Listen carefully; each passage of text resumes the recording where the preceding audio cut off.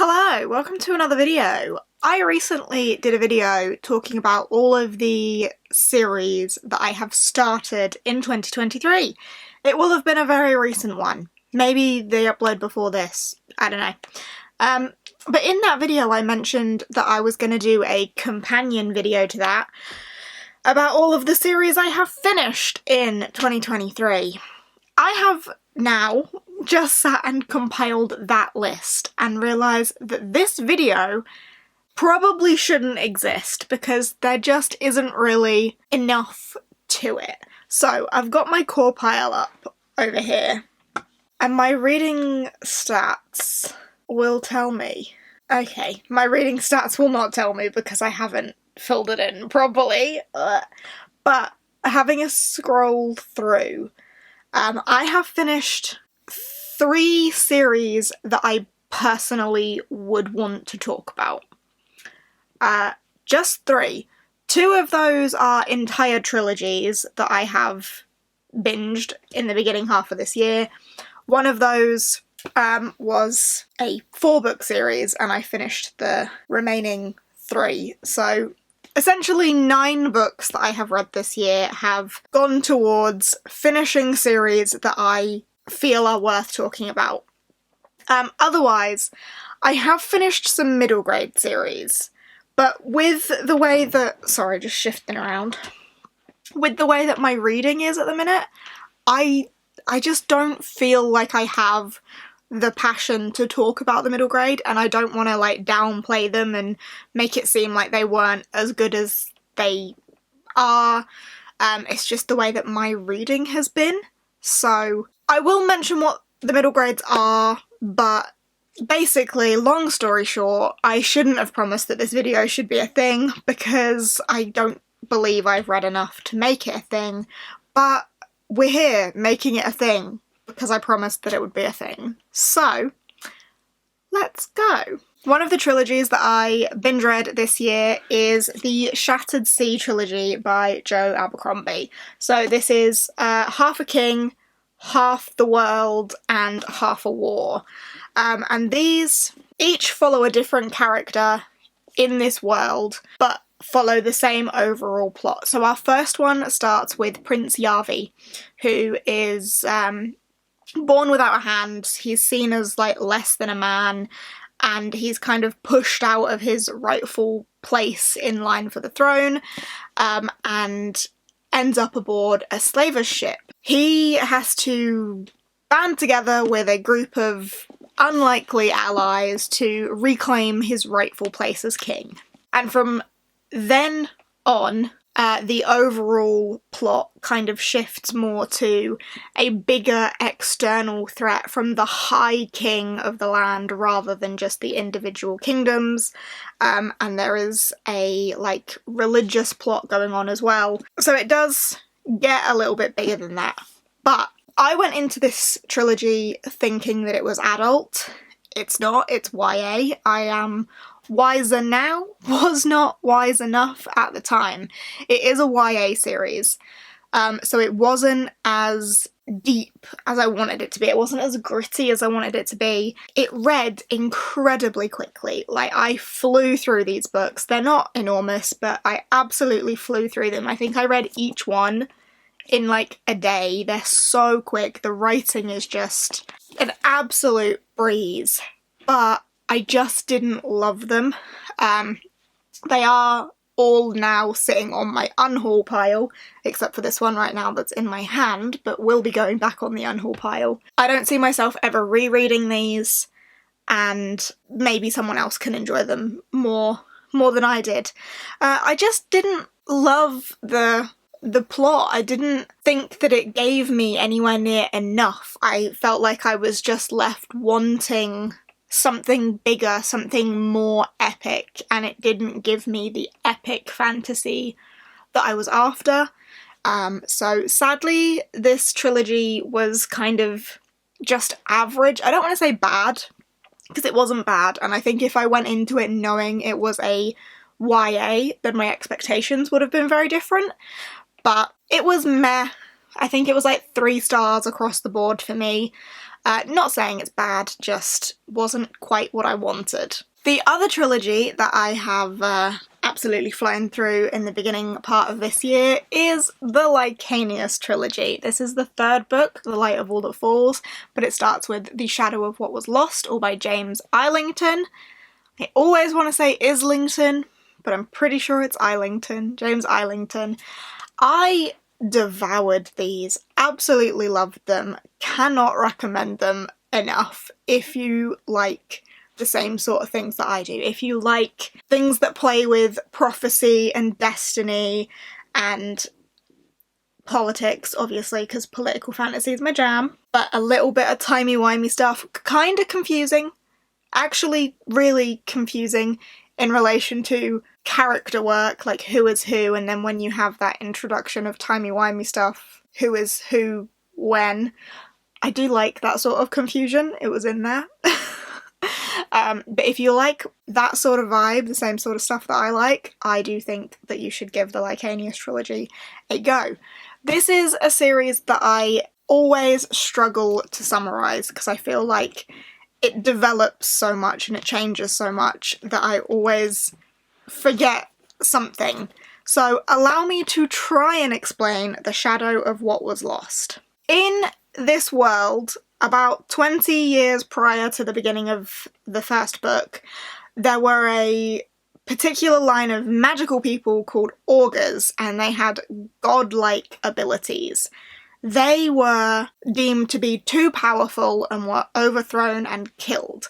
And now, in this world, anyone who has some sort of magical gift, they call them the gifted, they are only allowed to live if they agree to abide by the tenets set by society. So they are essentially shackled by these rules, quite physically, in that their existence is only permitted if they abide by these 4 rules. There is also a magical school that they have to go to control those abilities and ensure that they always follow those rules.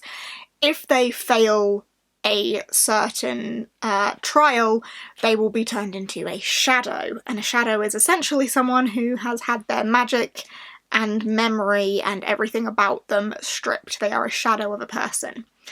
That's kind of the world setup. We then have our main trio of characters who go to this school. Something terrible happens at this school, and in amongst these terrible things happening, our main character, Davian, discovers that he has the lost power of the augurs, the very forbidden power of the augurs, which propels him into a big journey and adventure and sets into motion this chain of events that changes the world.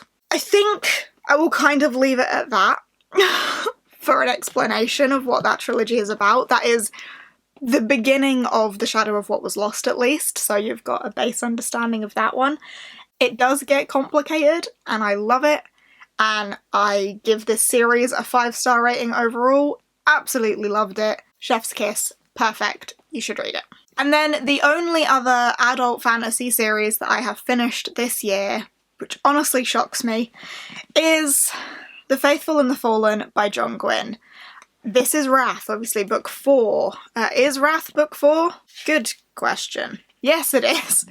So I read Malice a couple of years ago, and then early this year decided I was going to finish the series. So I read Valor, Ruin, and Wrath earlier this year, and had an absolute whale of a time. Loved it. I will say I did not enjoy Valor so much. I feel like Valor just did a very thorough job of recapping everything that we already knew about the characters and just re-establishing character traits and character types, and it just felt like a lot of the same in Valor. But then Wrath and Ruin, I loved them both. Ruin did make me cry, which I didn't see coming. And then Wrath, being the last one in the series, also made me cry. But I kind of predicted that the last one would. But I loved these last two books so much. I loved the first book, loved the last book. Valor was a bit, Ruin was like building back up to being great again, and then Wrath I ended up really enjoying. So I think overall the series would probably get like a 4-star from me.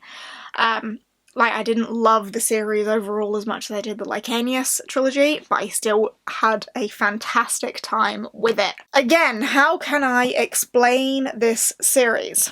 The first book obviously is Malice, and in this world, there has been like a war with the giants in the past. There has been like god wars in the past. We have creatures of light and creatures of darkness. There is a prophecy that a bright star and a black sun will come to battle to save the world or destroy it. And we follow our main character, Corbin, who finds himself at the centre of this prophecy. But we don't know in the beginning which side of the prophecy he's in. And there's lots of different perspectives throughout the series. We also have the perspective of another young man who is part of this prophecy, Nether. And again, we initially do not know which side of the prophecy he is supposed to be on. So we see both of these sides that think that they are probably the good guy, and we see their followers that also think that they're the good guy, and how people are manipulated into believing certain things, and then we have the creatures of like the light and the creatures of the dark manipulating people in the playing fields and so on.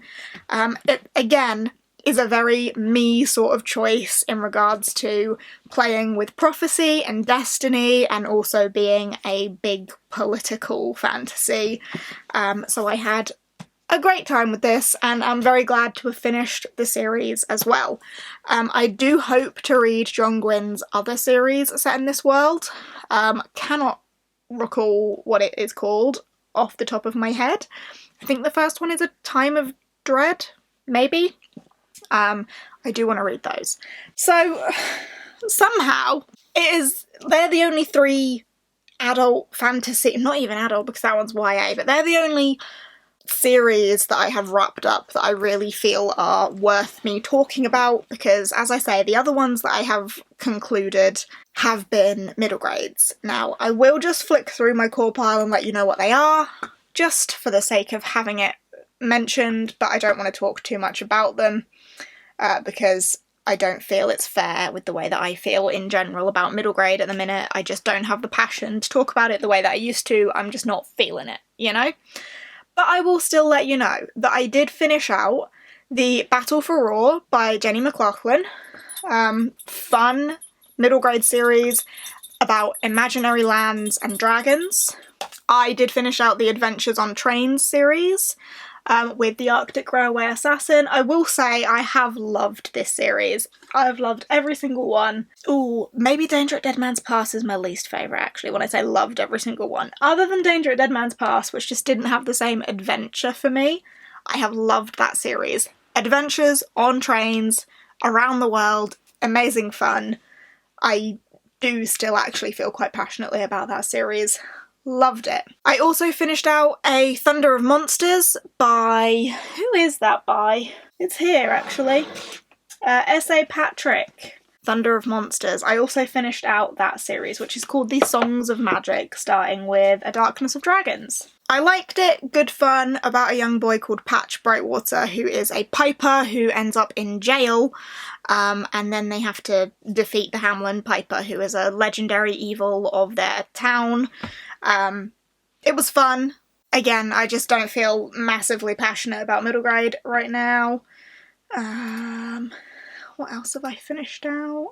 I don't know if this is the last book of the series, but I've also read Starfell 4. Can't remember what the 4th one is called. Also can't recall if it's actually the last book in the series or if that series is going to continue, but mentioning it here anyway. There we go.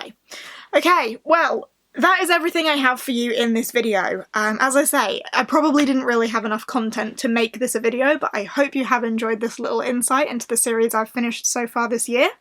If you have enjoyed, give us a thumbs up, chat to me down below, let me know what series you've finished this year, and also let me know if there's any that you think I need to, like, absolutely prioritise finishing in this second half of the year as well. I would love to know. But otherwise, I hope you are having a fabulous day, and I shall see you in whatever comes next. Bye!